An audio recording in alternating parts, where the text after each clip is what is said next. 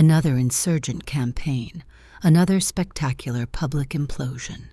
In July 2026, Graham Plattner's high-stakes run for the Maine Senate didn't just stumble, it completely vaporized after a history of offensive social media posts, disturbing tattoos, and a credible sexual assault allegation became too heavy for the party to carry.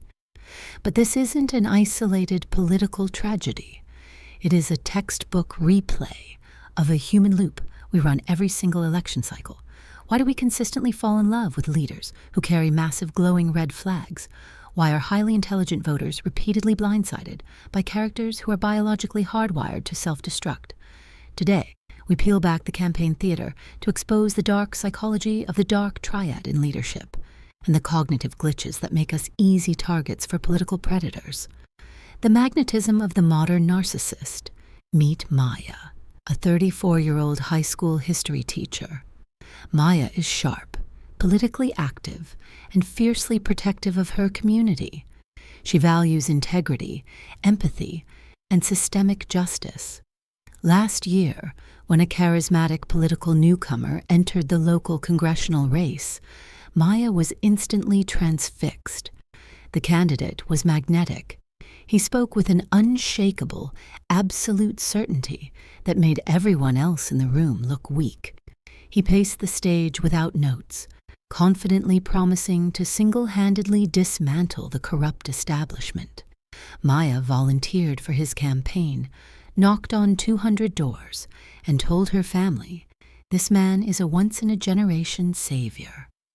Maya believed she was choosing a dedicated public servant, but psychologically, her nervous system was being precisely manipulated by the dark triad.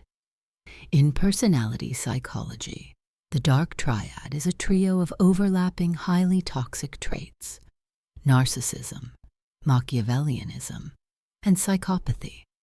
While these traits make individuals deeply destructive in private life, a bizarre evolutionary glitch makes them hyper-effective at acquiring public power. When a dark triad candidate stands before a crowd, their grandiose narcissism masquerades as raw authenticity. Their total lack of social anxiety, a symptom of subclinical psychopathy, is misread by voters as courage under pressure. Maya's brain was looking for a protector in a chaotic world. The candidate's overwhelming self-belief triggered a deep, primitive reassurance in her amygdala. She didn't realize that the candidate wasn't running to serve the public. He was running to harvest an unlimited source of narcissistic supply, the attention, validation, and submission of thousands of voters. The very traits that made him look like a fearless savior at the podium were the exact same traits that made him a volatile liability behind closed doors, the psychological armor of the voter. The danger escalated 6 months into the campaign.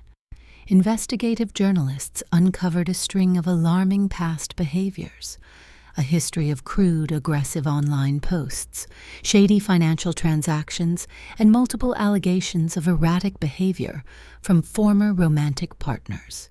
When Maya read the reports, her stomach dropped. But within 30 minutes, her brain deployed a sophisticated array of cognitive dissonance shields. She told herself, the corporate media is just terrified of his populist message. They are weaponizing his personal past to protect the establishment. Nobody is perfect. She doubled down, donating more money to the campaign. Maya had stepped directly into the secondary phase of the voter trap. The halo effect paired with identity merging.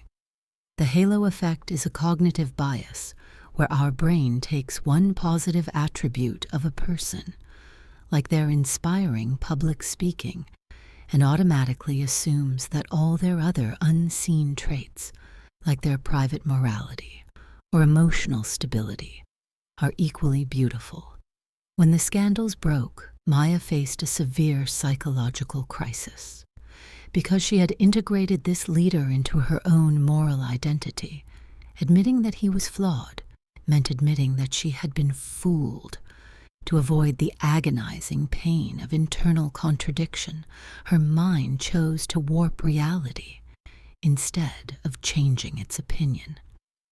She transformed the candidate's verified misconduct into a badge of persecution, weaponizing rationalization to protect her own ego from the devastating realization that she had handed her trust to a fraud. The 5-stage scandal script. What Maya and millions of voters fail to realize is that political self-destruction is not random. It is an industrialized, pre-programmed behavioral dance that follows an invariant 5-stage scandal pattern every single time. Stage 1. The absolute denial. When the initial crack appears, the leader releases a furious, straight-to-camera message.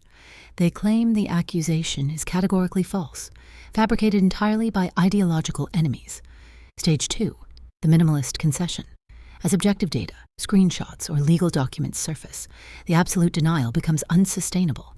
The leader pivots, admitting to a microscopic fraction of the behavior, labeling it as a past lapse in judgment, or being a bad partner, while fiercely denying the core structural crime. Stage 3. The trauma weaponization. To regain control of the narrative, the leader shifts from predator to victim. They attribute their toxic behavior to a culturally validated shield, mental health struggles, a chaotic upbringing, or operational stress. They ask the public for the empathy they denied their actual victims. Stage 4. The defiant exit. When the money dries up and institutional allies pull their endorsements, the collapse is finalized.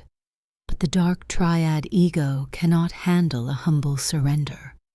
As Graham Plattner demonstrated in his July 2026 exit, they deliver a bitter, defiant sign-off, insisting that they are only stepping down because the establishment machine structurally rigged the arena against them.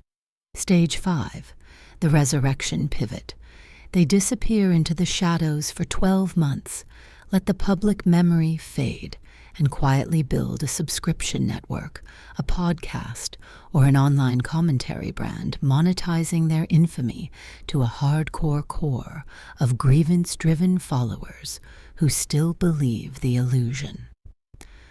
Before we watch the catastrophic moment, the campaign completely shatters, and look at the exact psychological protocol you need to protect your community from predatory leadership. Let's make sure your own independent mind is secure. If you are ready to stop falling for curated political performances and start analyzing power through the lens of raw behavioral science, hit that subscribe button. We smash the comforting illusions of modern society every single week. Now, let's watch the final curtain fall. The Sovereign Voter Protocol. How do we break this intergenerational cycle of political betrayal? We stop relying on our raw emotional instincts and implement a rigorous behavioral framework called the Sovereign Voter Protocol. Step 1. Treat charisma as a diagnostic warning sign.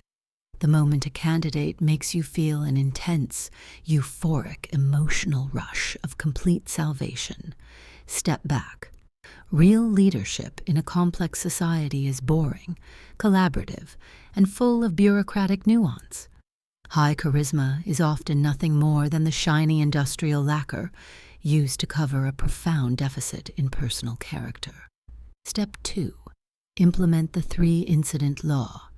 Stop letting a candidate's campaign staff explain away a pattern of behavior as isolated mistakes.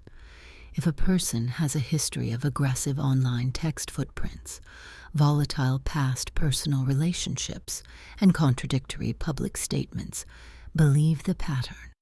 A collection of distinct red flags is not a series of accidents. It is a live map of their psychological architecture. Step 3. Demote the politician to a utility app. Never merge your personal identity with a political figure.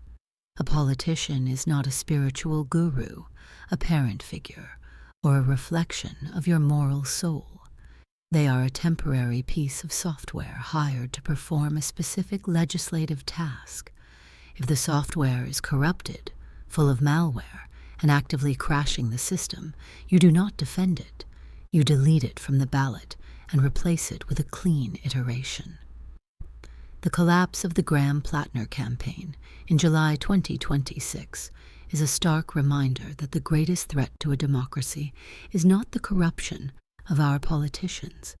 It is the psychological vulnerability of our voters.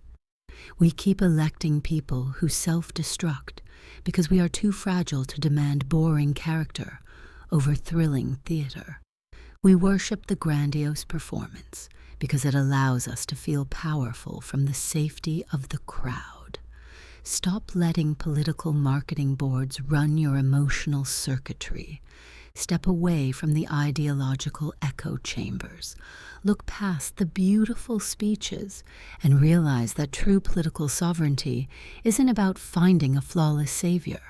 It is about having the discipline to hold power accountable to the cold, unyielding standard of reality. Have you ever defended a candidate or leader during a scandal, only to feel completely betrayed when the full truth came out later? Let's have a serious, emotion-free psychological discussion in the comments below. Give this video a like if you're ready to prioritize character over theater, and I'll see you in the next one.